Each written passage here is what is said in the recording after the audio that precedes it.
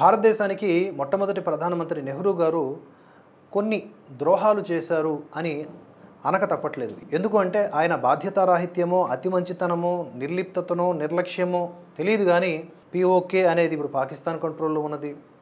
అక్సాయ్ చిన్ కోల్పోయాం. ఇవన్నీ కూడా కాస్త ఆలోచిస్తే చాలా బాధ కలుగుతుంది. నెహ్రూ గారిపైన కోపం కూడా వస్తుంది. ఎందుకంటే ఇక్కడ చూడండి, ఇది మన మ్యాప్ అనుకుంటే కనుక ఇందులో మనకి పీఓకే విషయానికి వస్తే ఇది PoK, okay, Pakistan occupied Kashmir. ఈ భూభాగం ఎప్పుడు మనం తన అధీనంలోకి వెళ్ళిపోయేలా చేశాము? 1948. అసలు కశ్మీర్ని ఆ మహారాజా హరిసింగ్ ఆయన మన దగ్గరకు వచ్చేదాకా కంటే మనమే ముందు ఈ పాకిస్తాన్తో థ్రెట్ ఉందని గ్రహించి కనుక ఆక్యుపై చేసుకుని ఉండుంటే, అధీనంలో తీసుకుని ఉండుంటే, లేకపోతే అట్లీస్ట్ భద్రతాపరంగా సపోర్ట్ చేస్తుంటే 1948లో గిరిజనులతో కూడుకున్నటువంటి తెగలతో ఈ పాకిస్తాన్ కశ్మీర్ మీద అటాక్ చేసేది కాదు. బాగా డ్యామేజ్ అయిన తర్వాత ఆ కశ్మీర్ రాజు మన దగ్గరకు వచ్చాడు. వచ్చిన తర్వాత మనం రిటాలియేట్ చేసాము. చేసే ప్రాసెస్లో ఈ ఈ ఈ ప్రాంతాన్ని కోల్పోయాం 1948లో.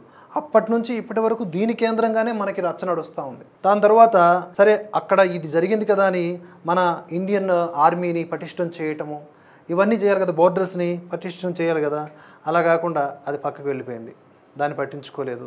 ఆ తర్వాత పాకిస్తాన్ అప్పనంగా మరొక కీలక భూభాగాన్ని, దాన్ని సక్ష్గమ్ వ్యాలీ అంటారు, దాన్ని చైనాకి అప్పచెప్పేసింది.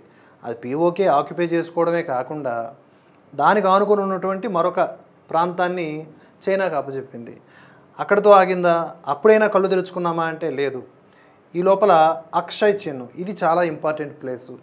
దీన్ని 1962 భారత్ చైనా యుద్ధంలో మనం కోల్పోయాం. 1947 నుంచి 1962 వరకు కూడా ఆర్మీ పరంగా ఎలాంటి చర్యలు పటిష్టంగా తీసుకోలేదు నెహ్రూ యాజ్ ఏ ప్రధానిగా అనేది మనం ఇక్కడ గ్రహించాల్సిన మ్యాటర్. ఈరోజు ఈ మూడు ప్రాంతాలు, ఒకటి పీఓకే, రెండు సక్ష్గమ్ వ్యాలీ, తర్వాత అక్సై చిన్, ఈ మూడు కూడా ఈరోజు మనకు సవాళ్ళు విసురుతూ ఉన్నాయి భద్రతా పరంగా. కనుక సరైన పాలకుడు కనుక ఏ దేశాన్ని ఏలకపోయినా ఆ దేశము, ఆ దేశ ప్రజలు చాలా చాలా ఇబ్బందుల్ని ఎదుర్కోవాల్సి వస్తుంది. ఆ రోజు రాంగ్ స్టెప్స్ ఈరోజు ఇప్పటికీ కూడా మనం కరెక్ట్ చేసుకోలేకపోతా ఉన్నాం. బిలిబిత్రి దేశం పాకిస్తాన్ మనల్ని బెదిరిస్తూ ఉంది.